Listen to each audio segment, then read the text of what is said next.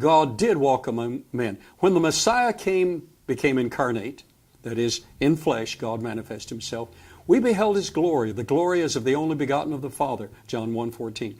Yet in his glory, his humility is profound. He who once sat on the throne of the universe came to earth, lying in a manger, Luke 2:12. Throughout his public ministry, he had not where to lay his head, Matthew 8:20. Next. Because he had no money to pay the tax, he had to catch a fish with a necessary coin in its mouth, Matthew 11:27. He told Peter to go get it. Jesus knew where it was. In his agony at Gethsemane, none of his friends would pray with him. And when he was arrested, they all forsook him and fled, Matthew 26:40, 56. No one defended him in his trial. Not one of them. Next. On the cross, the soldiers stripped his possessions, the clothes on his back, and then parted his garments, casting lots upon them, what every man should take, Mark 15. When he died, his body had to be buried in a tomb belonging to Joseph of Arimathea, Matthew 27. No home, no money, no possessions, no defenders, not even a tomb of his own in which to lie. Next. God did reveal his divine power and knowledge in the presence of men. Now we get to the heart of the question. We've been dealing with a lot of scripture that is, to me, most satisfying. But now let's get back to the basic idea. This is Creation Evidence Museum. Is there tangible evidence that as he walked among men, he demonstrated his omnipotence, his omniscience, and his omnipresence? Watch, and I think this will bless you. Supernatural ability to control the mass of the universe was demonstrated by Jesus in the multiplication of the loaves and fishes on 2 occasions, feeding 5,000 and 4,000 men in addition to women and children. By starting with a handful of loaves and fishes and multiplying them again and again, on both occasions, the Master added to the sum total of the mass of the universe. Let me take just a moment here. In one of the lectures that I gave earlier this year, I demonstrated that our astronomers, in observing a supernovae, our astronomers were able to calculate the universal constant to such a refined degree that, and this is in the technical literature, I don't have time to go into it now, and I don't have the notes to go into it. They were able to observe, and this was observed by 2 different astronomical laboratories.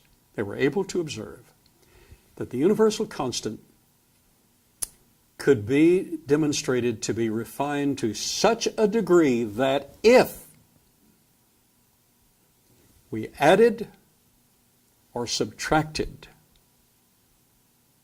mass or energy in the universe equivalent to a grain of sand,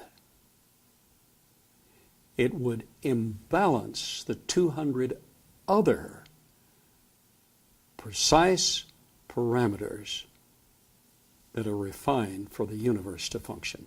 Did you get what I just said? And that's demonstrated in the technical literature. And I'm going to be publishing a book soon showing that Jesus did it. In other words, if you add so much as a grain of sand to the energy or mass, energy mass / same, just transferred, a grain of sand to the universe, or subtract a grain of sand, the universe collapses. It collapses, and that has been demonstrated mathematically. Well, when Jesus took a little boy's lunch, he took those 2 little biscuits and he broke them, and he broke them, and he broke them.